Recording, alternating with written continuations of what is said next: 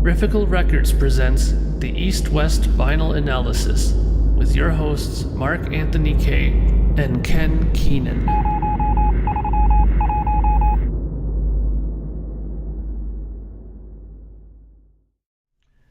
Greetings, friends, and welcome to episode number 2 of the East-West Vinyl Analysis. It has been a very long time since me and my good friend and co-host, Mr. Ken here. Ken, let me get your last name right.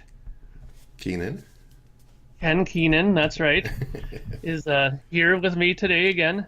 I'm terrible with names, so don't take that personally, Ken. I will not. And today we're going to do something that I've been doing on my channel, and I thought would be an excellent idea to do with this. Actually, Ken thought it would be an excellent idea to do, and I agree wholeheartedly, is we are going to pick 3 records from our collection, our own personal collections, that we feel that you, the vinyl community, should have in your collection. Now, that could be either a selection because we think it's such an awesome record, and to go one step further, depending on how we do it, either one of us, some of us might also pick the record not only because it's good, but because a certain pressing might be one that's worth looking out for and including into your collection. So, long time no talk, Ken. How are things with you? Pretty good. Just, we do the other podcast, of course, the KISS podcast. But everything's going good here. It's been too long for us to do this. Yes, exactly. It's been 6 months according to the YouTube channel here that I looked when I just double checked how long ago it was since we did our last one. So obviously in between that time period, I'm sure we've added many an album to our collections, I'm sure.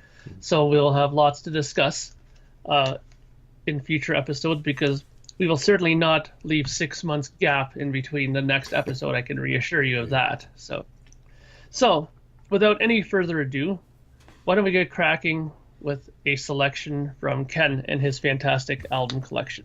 Yeah, fantastic. I guess it's fantastic to me. All right, well, the first album I'll pick here this is a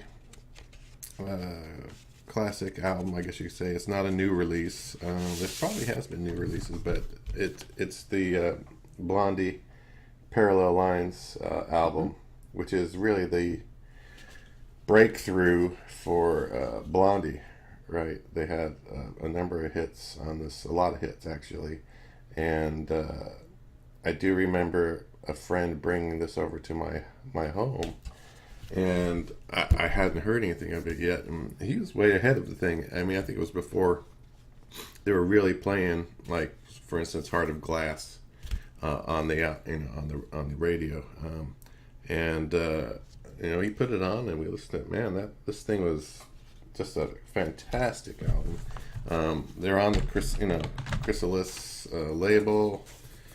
The came with the nice lyrics, the insert there, the inner sleeve, and here's the actual Chrysalis label. And this is from back in, I believe it's 77. I have to double check it here, but make sure. Oh, 78. I was wrong. But 78, and it starts off with, hanging on the telephone line, and One Way or Another, another great song. Picture This, another.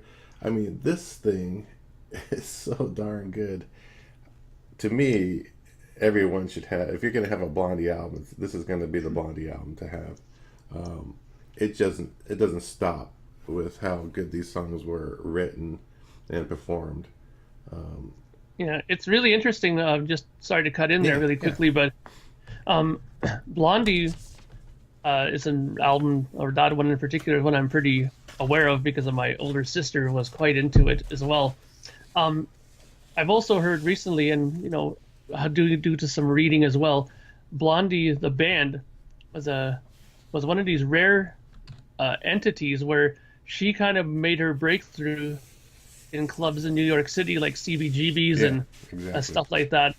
And it was kind of interesting because CBGB's is more known for like the kind of hardcore punk kind of band, and she's far from that. She was kind of more like the new wave Yeah. end of stuff, and but they took to her pretty strongly, actually. I believe that she was also a waitress. I'm not sure if she was a waitress at that bar at CBG's or maybe Max's Kansas City or something I've like that. always heard she was like a waitress at like a Playboy club in New York or something Oh, like that. and I heard something about that as well It could too. be, Yeah, yeah. because I mean, I think that she made quite a few good connections and inroads with that job, which is kind of interesting. That even back in the day, that was pretty known that people would try to get jobs like that to Oh, yeah. connect with the right people, and it obviously helped because that helped her land her deal, I'm sure, and helped her get into the club and play shows. And look what happened to Blondie. It's a fantastic record. Yeah, and this is an album that was produced by Mike Chapman. Mm. People may know that name. He's Mm-hmm. produced a lot of great albums. I think it's the first one he produced with them, so that really put them over the top with his production. Because he does a great job, always does a great job on everything. So yeah, that's an essential in my book.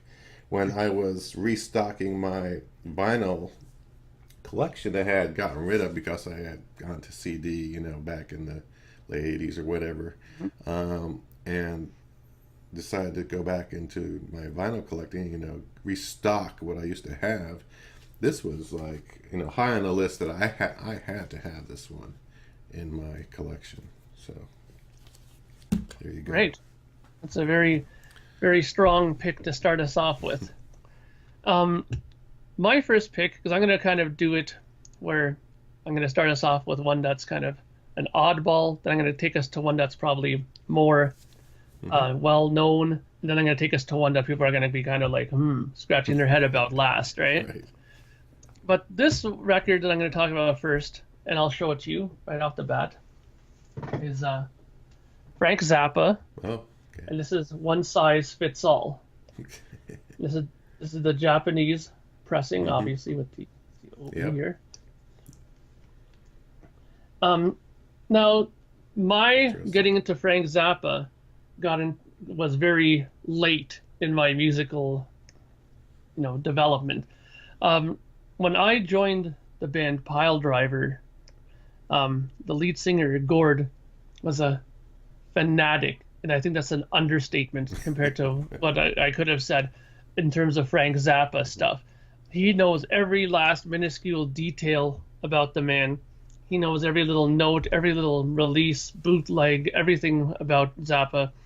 And when I told him, after we had a lengthy, like 3-hour chat the first time we met and discussing about playing with each other in the band, I mentioned to him that I had no knowledge of Frank Zappa, which completely shocked him to death. Yeah. In which case he said that when I came over to his house to discuss, some of the musical things that we were going to work on together, he immediately put on a DVD called Zappa Plays Zappa, which is Dweezil Zappa's band playing Okay. his father's material. And they had a song that they opened with called Andy. And I was just, by the time that song was done, and there was like 3 hours of music after that even, I was like jaw on the floor going, what the hell? This is amazing. Like what incredible experimental progressive rock this guy can do. Now, keep in mind one thing. Early Zappa, which I do have as well, like, the Freak Out and Lumpy Gravy and Reuben and the Jets and Uncle Meat and all that. I don't recommend people who don't know Zappa to start with that because that is really like out there. Like we're talking about really odd recordings and some really odd lyrics. Let's just put it that way. And a lot of times where he will cut songs like just dead stop and go into some really weird musical interlude that makes no sense at all. Like it's really complicated music I find to get into. But this period where he came in with this record, now this is his 10th album, and it was released in 1975. And at this period, he had done also Apostrophe and had done Overnight Sensation. And to me, that's the period I would suggest people getting into, that and this, because this is much more straight ahead rock, but it has a lot of the progressive elements in it. Like you have songs like Inca Roads on here, Florentine Poggion. You got like San Bernardino. Sorry, Bernadine. Hmm. yeah. And like I said before, Andy, and then you got like the sofa number one, sofa number two, right? Can't afford no shoes. But these are all more straight ahead. The lyrics are a little bit more comical and easier to understand what he's trying to get at, Hmm. right? And it's just a fantastic record. I mean, musically, it's very challenging, guitar playing wise, and everything else. And it's on Discreet, which is Yeah. a record label that Nice he's label. very closely associated to. Hmm. And again, I'm sure that all of you out there in the vinyl community know this. I don't have to go into great detail, but Japanese pressings, of course, are known to be nice and quiet Yeah. and one of the more better sounding pressings of a record. So that in itself is reason enough to try to hunt out this Frank Zappa version of it. I do have a Canadian pressing of it, which is good as well, but of course not nearly as quiet as this. And this has a little bit more top end, I find, than the Canadian version. This is the insert that came with it. Hmm. It's just like a lyrical insert. Oh, yeah, and the other side here. An interesting thing to make note of here, at the very beginning of it here, there's a little note here that says, the basic tracks for Inca Roads and Florentine Poggion was recorded live at KCET TV Los Angeles during the production of our TV special. The guitar solo in Inca Roads was recorded live during our 1974 concert in Helsinki, Finland. So what's kind of interesting about what he used to always do is he would fly in stuff from all over the place and put it into his studio records. Like he would fly in that guitar solo that they did in a concert from '74 and use it in a studio recording. Wow. So you know what I mean? Like he was very off the wall with his recording style, Yeah. right? So that kind of also led to his style overall and what people kind of admired about him. And then here you have the Japanese version of the inside. I don't remember if this has the. No, this is just Japanese. What's usually funny that I noticed, I'm sure, Ken, if you have a Japanese pressing, I'm Yeah. sure you might have run into this as well, where they have the Japanese version of the English lyrics, how they translate it, Yeah. and sometimes you would get some really fantastically incorrect lyrics in there from it. Yes. So, Yep.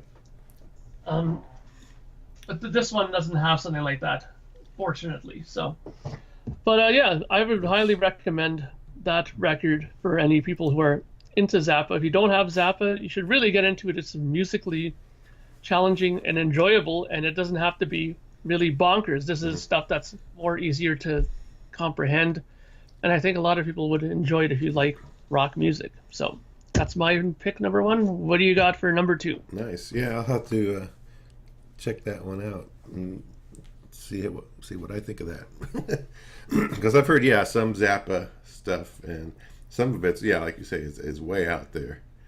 Yeah. But if this one's more of something I could, follow, I guess you could say. Yeah. Yeah, I could, probably get into it. So yeah, I'll have to check that out.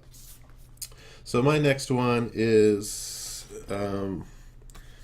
another restock, of course, that I want to do, but this is a newer pressing, and what it is Alice Cooper Killer, and it's on the Friday Music label.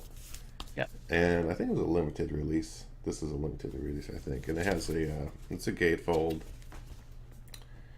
The original had the original had a calendar in it at the time. This has a calendar, but the original had a flip up thing. You could actually, it was perforated, I believe, and you could pull it out and that sort of thing. This came in a nice sleeve. Actually, it came with. Let me pull this out here. This is. It's like a reproduction of the. I think it's a reproduction of the original stuff, because it has on here. It has Well, what do you know? It has Zapped on here. If you look down here, there's Frank Zappa, who you're just talking about.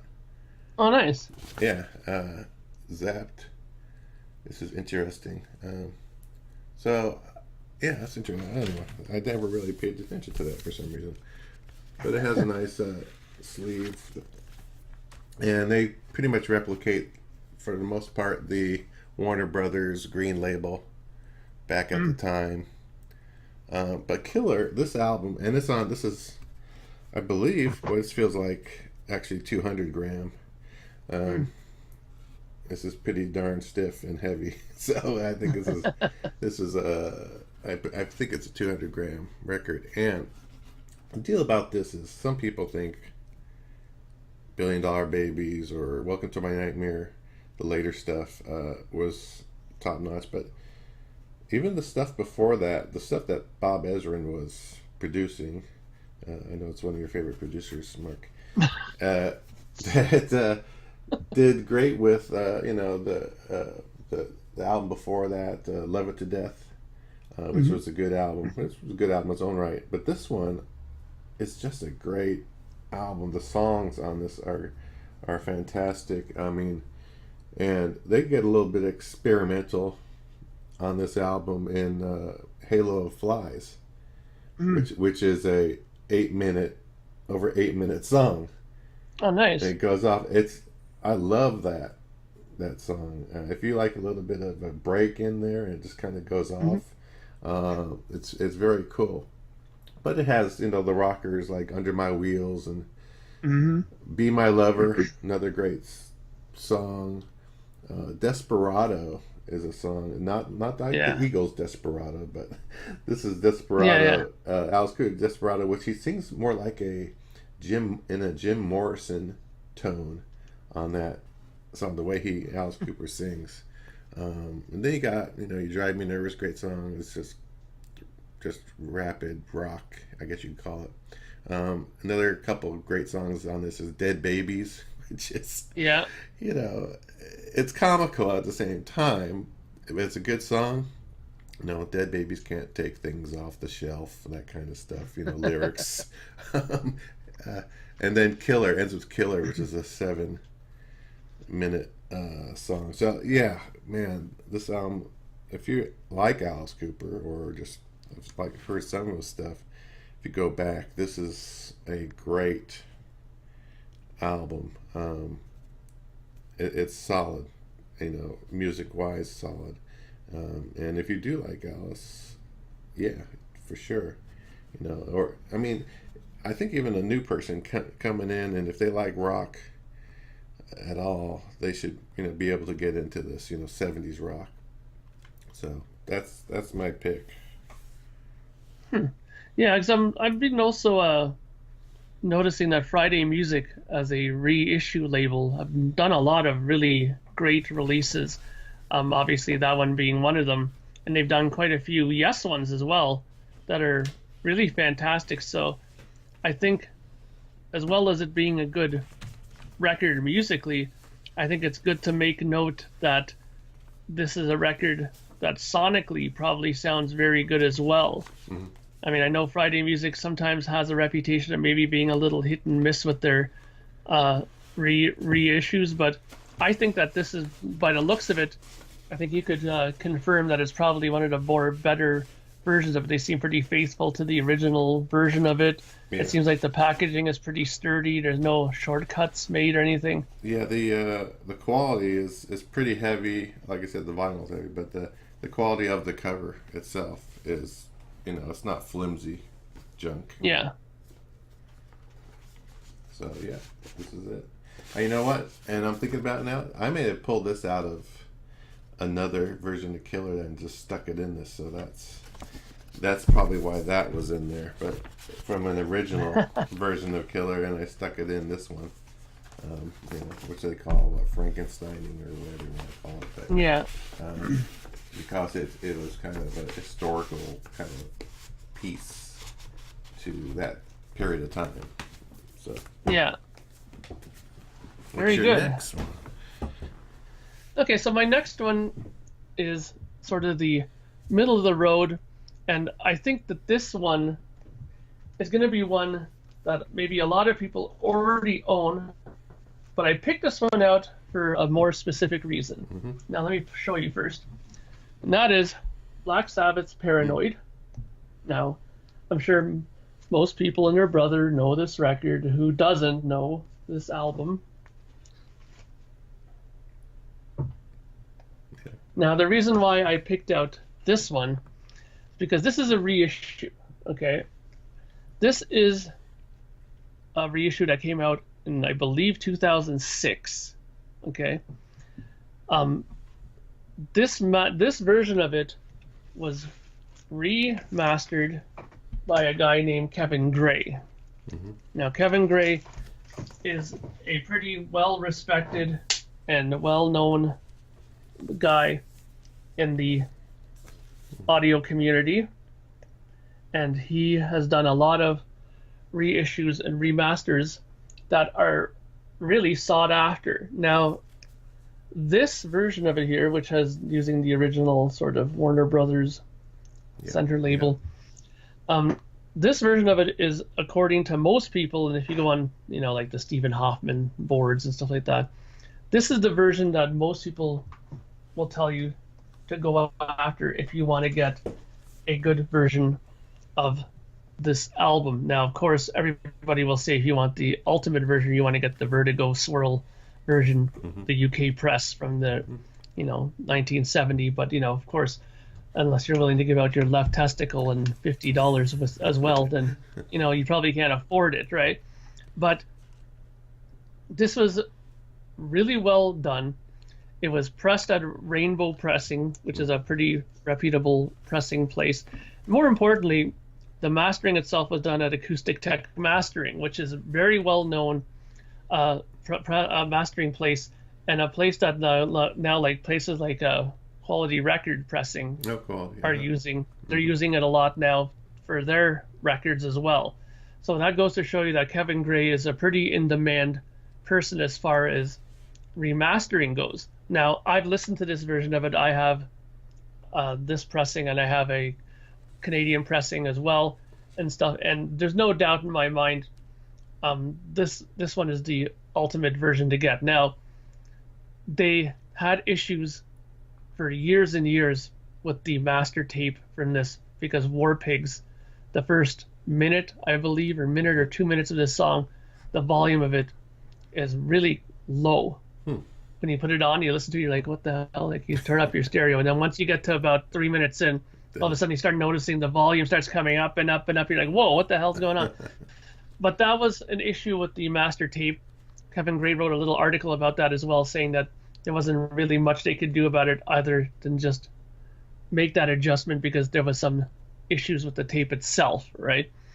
Now, it sonically sounds like fantastic. I mean, you put on the rest of the record, I mean, what song on here do you not know? Like, there's Paranoid, Electric Funeral, The Furies Wear Boots, and they all sound fantastic. And to think that this is a record that was done on like 8-track, it's just unbelievable, and it just sounds so well done, even for something that was released back in the day. But this record version of it is the one to get, because there was versions that came out much later again now. The Black Sabbath catalog for some reason seems to be getting reissued every other year, it seems, and just now they released a version of it all on colored vinyl, all the early records. Now, I've bought a few of them because I love colored vinyl. I'm a sucker for them. So I have Sabotage, and I got Master of Reality and stuff like that.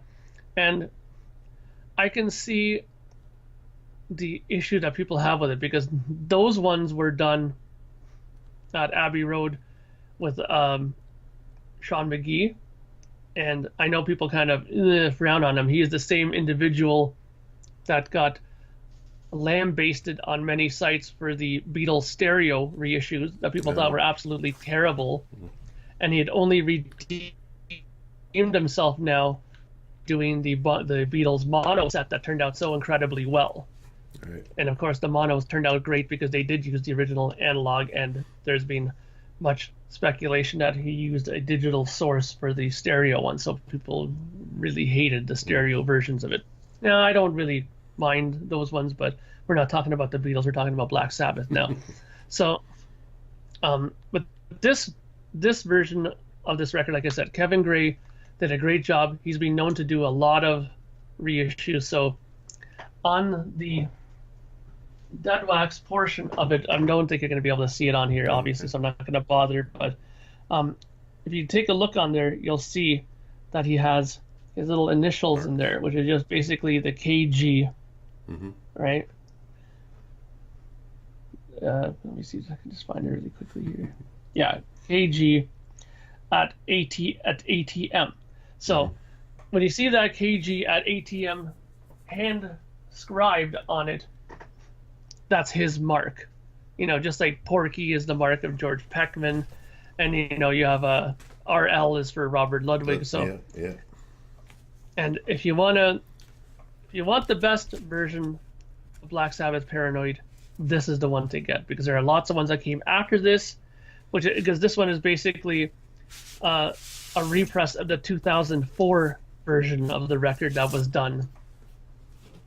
Right, so basically they took that, remastered it, and he probably did the lacquer cut as well. So there you go. If you want a really fantastic version of Black Sabbath's Paranoid, that is the one I recommend. Nice. That sounds pretty good. Something I didn't mention though, I guess about the mastering, since you brought up mastering and stuff, about the Killer one is. It was mastered from the original Warner Brothers tapes. Very good. By Joe, I want to say this right, Rigoso, I think it is. Yeah, at Friday Music Studios, Surf City, California, and Capitol Records, Hollywood, California. So that was that. So it's good that they used the original master tapes versus, like you say, that's a digital source or whatever. It's going to be a different deal. Okay. All right. So my third, which could be out there, and some people may know this band. It's or may not know. It's a favorite of mine. The band is, and the album is Blackfoot. Marauder. Blackfoot kind of came out of, I guess you could call, Leonard Skinner's at the very beginning, because Ricky Medlock and members of the band, Jackson Spires and so on. But Ricky was part of Leonard Skinner right at the beginning, right when they were going to record their first album that never had come out, actually, at the time, or the demos, I believe. He was involved then, but then he broke off to form Blackfoot with Jackson Spires and Charlie Hargret and so on. And so they became their own Southern rock. I would call them Southern hard rock. By the time they got to this Marauder album, this is probably the hardest rocking album of all theirs. So they were kind of a hard rock band with the Southern kind of tinge, or whatever you want to call it, in there. You still had the slide guitar and so on, and it was part of the music. And I just loved their music, and because I was listening to a lot of hard rock, and they definitely rocked, and they wrote great songs and a lot of great guitar leads in it, in the songs too, and so on. And plus the singing. But this album was a stretch of, I would say, a 3-album period, where they were really just top notch, where they had Blackfoot Strikes, and then into Blackfoot Tomcat, and then Marauder. All 3 of those had some animal on the front cover.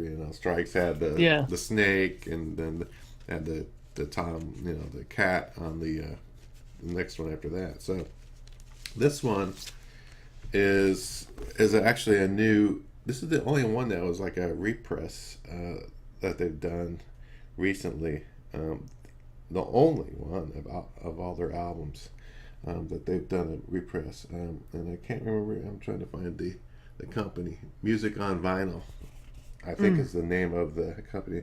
I think it was released in England or out there, back, in Europe. I don't think it's an American. It's not an American company as far Music as on Vinyl is a very specialty re-release company. Yeah, and it says Music on Vinyl here, and I noticed that they put on this they put the inner groove is far away from the which is to try to cut down on, if they can master it properly, right?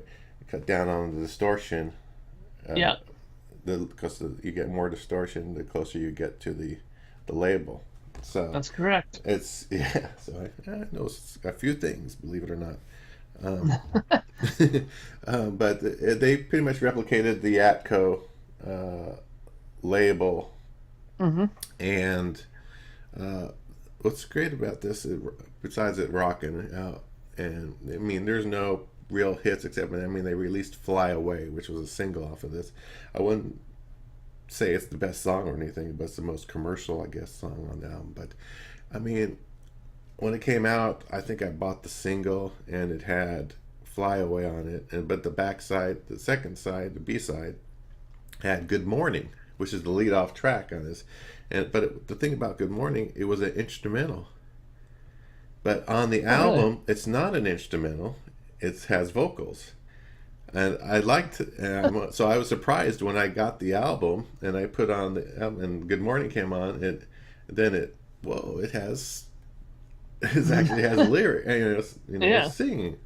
And the thing about Good Morning, how they do that song, which is, I think it's very cool, is they have this little break in the song, these certain parts after the chorus, I think, and it kicks in, and it makes this like squawking, like a rooster sound with the guitar, on purpose, and it's just so fitting, Good Morning. It's about get up and get the heck out, it's get on with the day kind of song, and it's a great, just full steam ahead song. I mean, it just rocks. So that, and there's a lot of songs in there. Paying for It. Diary of a Working Man is another great song. Starts off mellow, has a middle break that just, just really rocks. And then, I guess on the B side, you got the Dry County, Fire the Dragon, Rattlesnake Rock and Roller, which is a great, catchy tune. And then another song, Searchin', which I've been trying to, usually at the end of their album, starting with Strikes, they tried to do their own kind of, how Leonard Skinner has Freebird. For instance, on the Strikes, they had Highway Song for Blackfoot. That was their kind of version of that. And they have it starts off slow, and it kicks in. And then they have the long, just rock and guitar soloing through the end, through the end of the song. And they did that like on 3 albums in a row, some kind of deal to end their albums, they were all great. They were all very good. So this is, if you like hard rock, I mean, England back then they really loved Blackfoot at the time, probably more than the U.S. at the time this came out. They were very big there. They did very well there, and that's why probably this came out there, and then they released a live album there, which was only England release. So I think if you like hard rock or even southern rock that's hard, definitely get this one and look into the other Blackfoot albums too.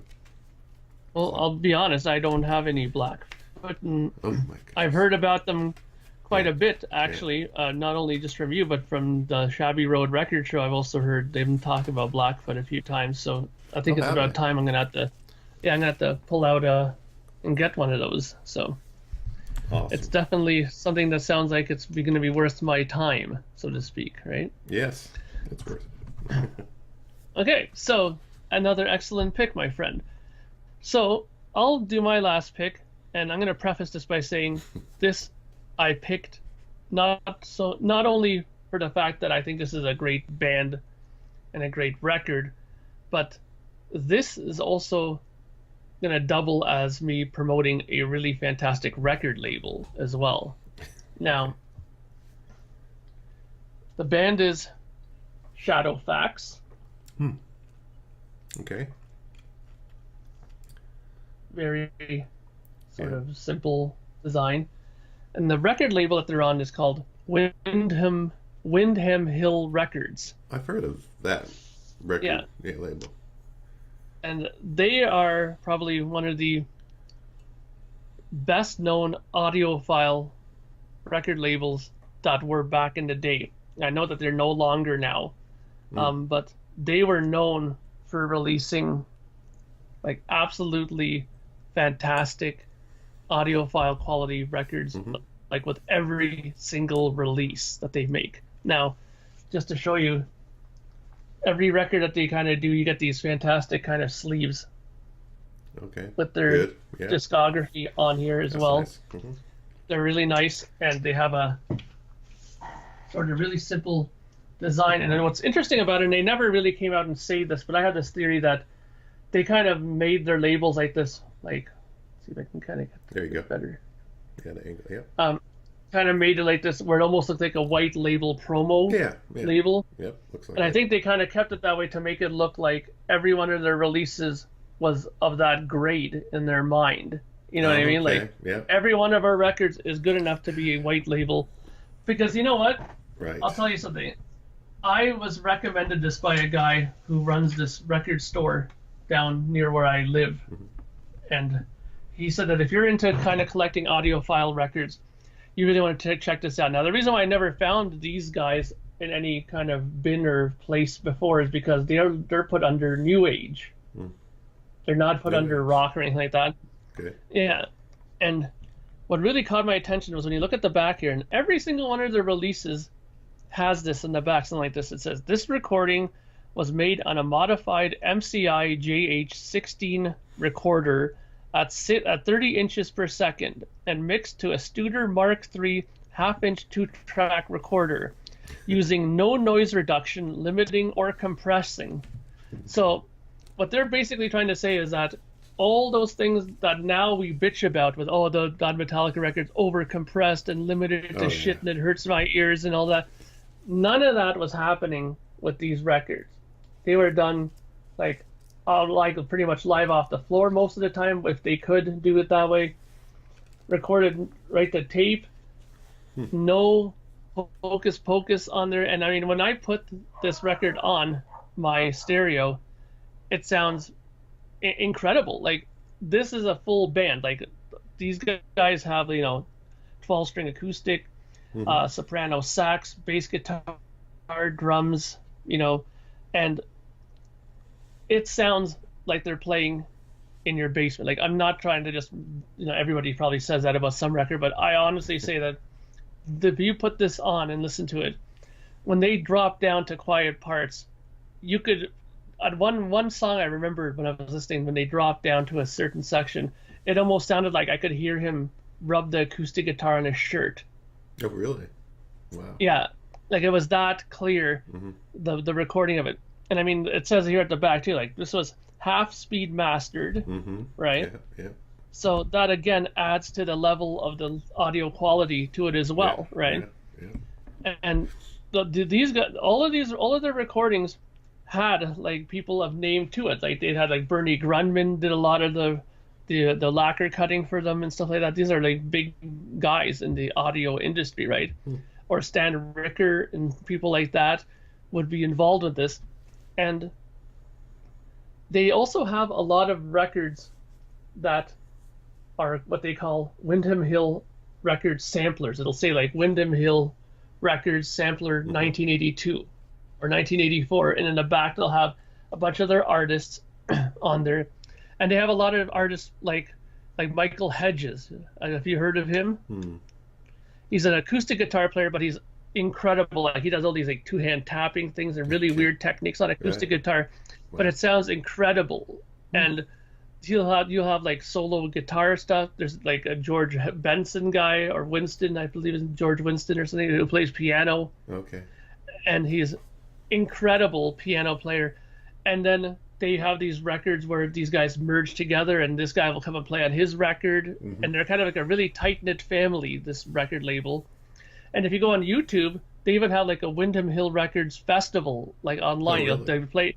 They played this concert where it's in I forget where the amphitheater is. I think it's called Red Rock, where it's like etched inside. Yeah, Red Rocks. That's in Colorado. Yeah, I've been actually saw one concert there in the 70s.